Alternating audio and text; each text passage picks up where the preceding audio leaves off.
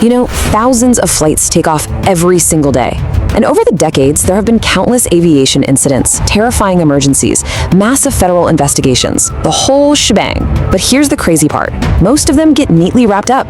The culprits are caught, the files are closed, tucked away in some dusty archive.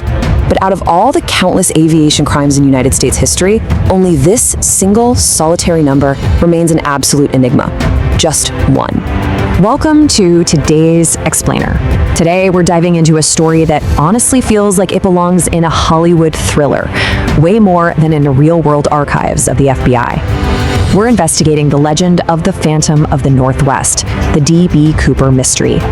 Just hearing that title kind of sets a mood, right? It's chilling, it's super atmospheric, and the wildest part, it is entirely true. Okay, let's dive into this. To really grasp this case, we have to start with that word, phantom. Because we aren't talking about your standard criminal making a mad dash for a getaway car. No way. We're talking about a guy who walked right onto a commercial plane, interacted with a full flight crew, and then, literally at 10,000 feet up, stepped out of the aft air stair of a Boeing 727 and just vanished into thin air, like a ghost. And this phantom didn't just vanish anywhere, right? He is forever geographically anchored to the Pacific Northwest. Picture this. It's a freezing, stormy night in November 1971, and he plunges into these dense, totally unforgiving pine forests and rugged mountains. The environment itself really becomes the main character in this explainer. The Pacific Northwest is where he jumped, where he disappeared, and where his secrets are, well, seemingly buried forever. It turns a regional location into the backdrop of a modern legend. Which brings us to the actual name attached to this phantom, D.B. Cooper. And fascinatingly enough, that wasn't even the alias he used. He actually bought his ticket for Northwest Orient Flight 305 under the name Dan Cooper. But a media mix-up forever cemented D.B. into history. And man, just those few syllables conjure up such a specific image, don't they? A guy in a sharp business suit, wearing dark sunglasses, calmly holding a very specific, highly dangerous briefcase. The name is universally synonymous with the unknown. But here's the thing. This isn't just some captivating campfire story. It is the ultimate American mystery. Despite one of the longest, most exhaustive FBI investigations ever, a massive operation they dubbed NORJAK, and despite literally decades of forensic science advancements, the core truth of who this man was remains completely unknown. So calling it the D.B. Cooper mystery isn't just some dramatic title slapped onto a file to grab your attention. It's the literal, incredibly frustrating reality of the case. And what makes this mystery so uniquely captivating is the insanely high-stakes nature of the crime itself, a skyjacking. I mean, this wasn't some bank robbery tucked away in a quiet city alley. This was a crime committed miles above the earth. The sheer audacity it takes to calmly order a Bourbon, extort $200,000 in ransom, demand 4 parachutes, and then leap into the pitch-black night, it makes the complete lack of answers even more baffling. And this brilliantly illustrates exactly what makes this case stand entirely alone. On one side, we have literally every other skyjacking in the history of the country. People have tried this crime before him, and people have tried it since. And you know what happens? They get caught. The systems work, the cases get closed. But on the other side, we have this singular, open void.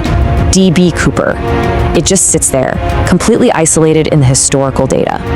It boils down to one very specific, very powerful reality. The only unsolved skyjacking in U.S. history. I want you to really hear the historical weight of that quote.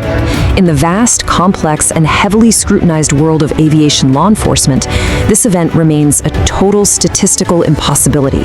Honestly, it shouldn't exist. And yet, it does. Let's break down why that word only matters so heavily here. Because Cooper didn't just beat the aviation security system of 1971, his crime fundamentally changed it forever. Because he vanished without a definitive trace, airlines were forced to invent brand new security measures and technologies.